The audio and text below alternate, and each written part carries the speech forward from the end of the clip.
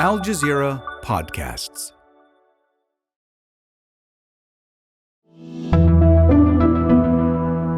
Today, the U.S. says it wants to get more aid into Gaza. The Israeli government must do more to significantly increase the flow of aid. But as they send military support to Israel, will a change in tone make a difference to people on the brink of famine? I'm Malika Bilal, and this is The Take.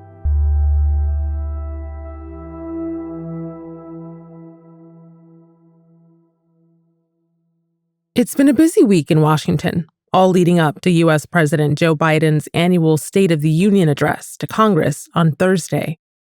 But it started with the Vice President, Kamala Harris, at an event on Sunday. Given the immense scale of suffering in Gaza, there must be an immediate ceasefire. For at least the next 6 weeks, which is what is currently on the table. That's Vice President Harris. She made headlines and received cheers from the crowd for her statements. It was seen as some of the toughest words for Israel yet from a U.S. government official. Vice President Harris delivering some of the administration's sharpest criticism of Israel yet, calling the situation in Gaza a humanitarian catastrophe. But not everyone was impressed. Al Jazeera senior producer Ali Harb was watching from Washington, D.C. Had she stopped there when the crowd roared in support, that would have been an enormous statement. But she interrupted the cheering crowd to say, we're calling for an immediate ceasefire for at least 6 weeks. And this has been the American position, that they want these pauses to, quote, get hostages out, get aid in, and then 6 weeks later, continue to bomb the heck out of Gaza without Netanyahu facing pressure from the hostages' families and without the Israeli army worrying about killing more Israeli captives in Gaza than it has already done. So this position is not that of a ceasefire. There's an American saying that goes, if you put a lipstick on a pig, it's still a pig. And if you call your push for a truce a ceasefire, it's still a truce. It's still a temporary pause. Simply, the Biden administration decided to redefine the word ceasefire. There may be some significance to the tone, to the sort of intensity of the rhetoric, but in substance, there is no significance whatsoever to what the vice president said. The day after her speech, the vice president and other top White House officials met with Benny Gantz. He's a member of Israel's war cabinet, but he's also Israeli Prime Minister Benjamin Netanyahu's main political opponent. Gantz visited the U.S. in a move some say shows frustration from the Biden administration with Netanyahu. One senior Likud member has used the term Trojan horse to describe Benny Gantz's trip to the U.S. According to Israeli media, the visit was unauthorized by Netanyahu. But Ali was less interested in the Israeli domestic politics and more interested in a press release about the U.S. Defense Secretary's meeting with Gantz. The Pentagon said that Secretary Austin requested Minister Gantz's support in enabling more humanitarian assistance and distribution into Gaza. Now, think about this. The head of the Pentagon, which oversees the largest, most powerful country in the world, which is regularly sending bombs and, according to some reports, intelligence and firsthand direct technical support to the Israeli military, is going around, for lack of a better term, I don't want to say begging, but pleading, let's say pleading with a government minister for help to get aid into Gaza. It's an incomprehensible position that the Biden administration, instead of using the tools of leverage that it has It's going around pleading with individual Israeli politicians. And Gantz's visit, in a way, it shows a shift in the position that they're trying to put more pressure on Netanyahu. But in another way, it shows a continuation that they're willing to do anything except using the power that they have over Israel as a state and Israel as a country and Israel as a government, which leads us to the airdrops. Washington confirmed it had made its first airdrop into the territory, joining several nations led by Jordan that have parachuted humanitarian relief to desperate Palestinians. Hali's referring to the U.S. decision to parachute crates of food supplies out of military planes down to Gaza. The first delivery of ready-to-eat meal packets equaled around 4 trucks worth of supplies. Before the war, 500 trucks of aid used to enter Gaza every day. They'd rather use ineffective, dangerous airdrops that will not satisfy a decimal point of a percentage point of the humanitarian needs in Gaza. Then sit down to Israelis and tell them, get the aid in. We give you billions of dollars. We're in the process of authorizing $14 billion to you. If you want this money, you get the aid in. They're unwilling to do that. They'd rather do airdrops that are not working. It's again in the realm of rhetoric. It's again in the realm of trying to say the right thing to hide an atrocious policy that is frankly indefensible. The rhetoric of Harris's speech on Sunday left some people curious about what President Biden might say in his State of the Union address. The speech, slated for Thursday evening, is usually the most widely covered chance Biden gets to sell his policies to the U.S. public and lawmakers. And this year, Gaza is expected to come up. I think he will use the speech as an opportunity to push Congress to pass the foreign aid bill that includes assistance to Ukraine, as well as more than $14 billion in additional aid to Israel. So he will highlight how important this aid bill is, that it will help Israel defend itself, and he will say that it will also provide humanitarian aid to Palestinians, except that the aid allocated to Palestinians would amount to a fraction of the amount that Israel is getting. And while U.S. aid trickles in, the desperation on the ground in Gaza is deepening every day.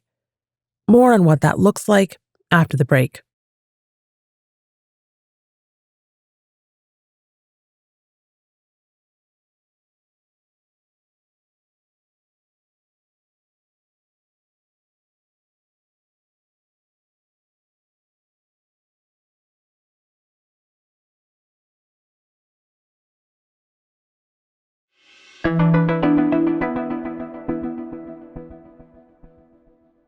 In addition to Israeli airstrikes and a ground invasion, the people of Gaza are also coping with another deadly crisis: hunger.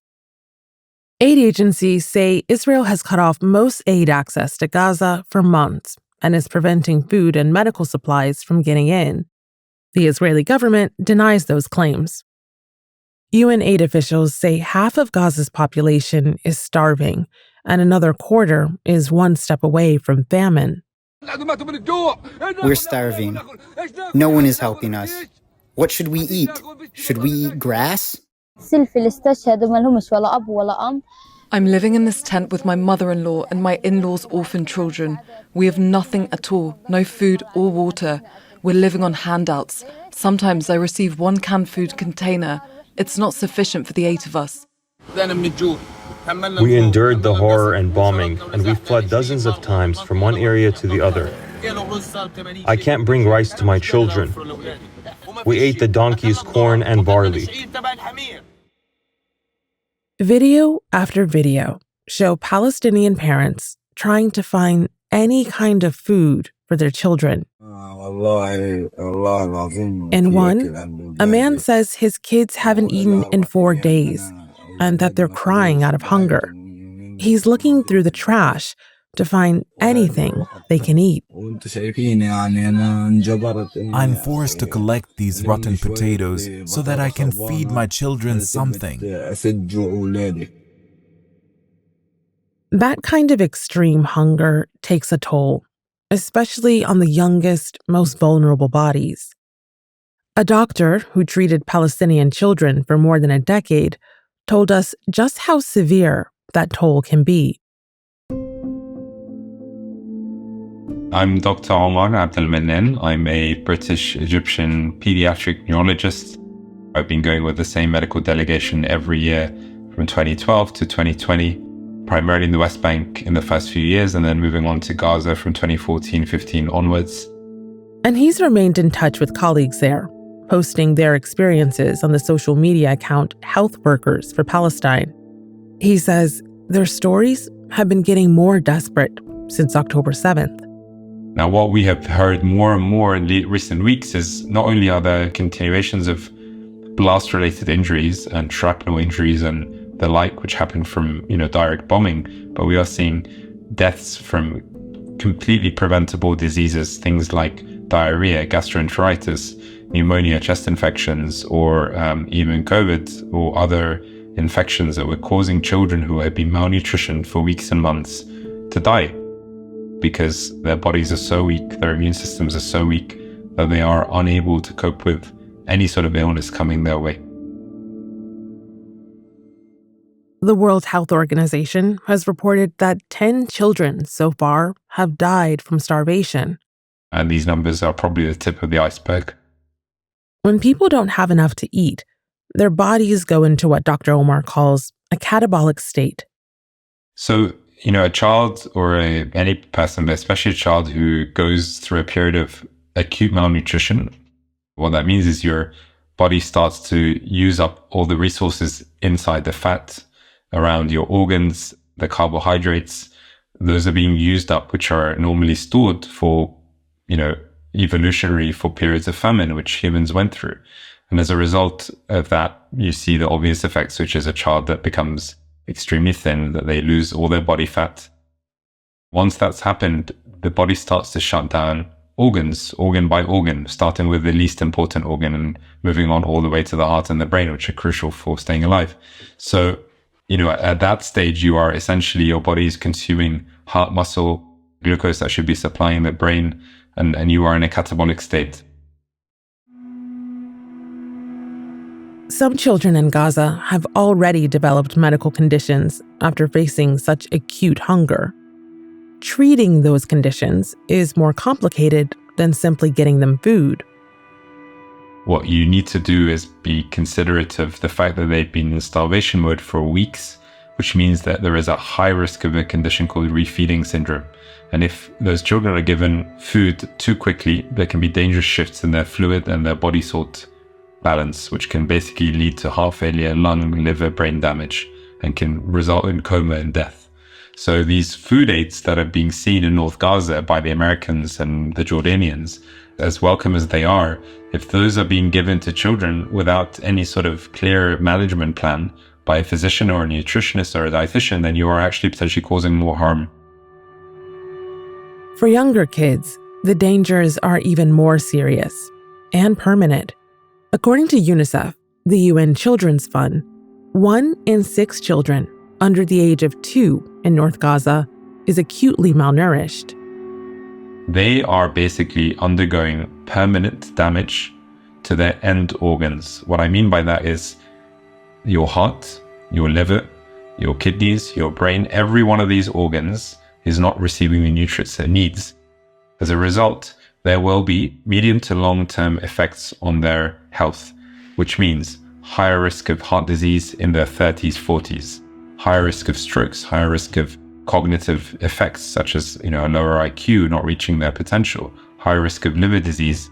If you've been brought up starved in your first 2 years, you have had damage done to you that is irreversible. And while the damage might be recovered for some older children, for others, it's already too late. Dr. Omar referenced one child, 10-year-old Yazin El-Kafarne, who died of complications from hunger earlier this week. Pictures of him circulated online after his death. The child that we saw, Yazdan, the child with cerebral palsy who literally wasted away to become a skeleton. The pictures that came out, at first I thought these must be fake. These can't be real pictures. This does not look like a real human being. And people were commenting he looked like an alien. It's very sad, but he wasted away. And this is man-made.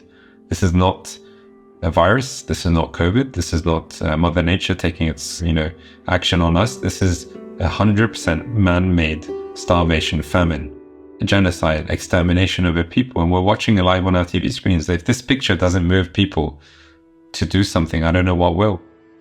But when Dr. Omar saw the airdrops of aid, his reaction wasn't relief.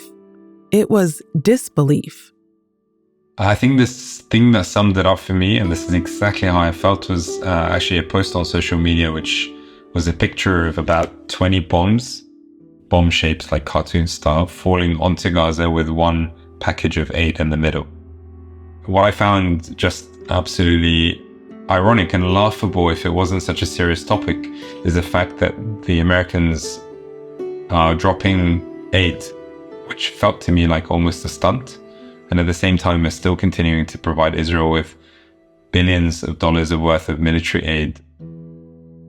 The best word to describe this for me is just dystopian. What we are seeing is almost like a movie. It sometimes beggars belief to see those people rushing towards aid convoys, swarming around them like we see in a Hollywood apocalyptic movie, and then being shot at by the same people that are occupiers. At least 7 people have been killed and 14 more wounded when Israeli forces opened fire on Palestinians waiting for food in the central region. Video showed desperate people picking spilled food aid from the dirt to take home to their families. So they have a responsibility as an occupying force to provide aid, to provide education, to provide food and water and healthcare to these people. So in that role, these occupiers are now the same people that are depriving them, and not just depriving, but exterminating them. Even people in Gaza were saying it's dehumanizing for them to have to go and pick up some bread from the ocean that's been dropped from the sky. These people don't want, and they've said this from day one, the doctors I spoke to and the health workers said to me, we don't want food or water from the West.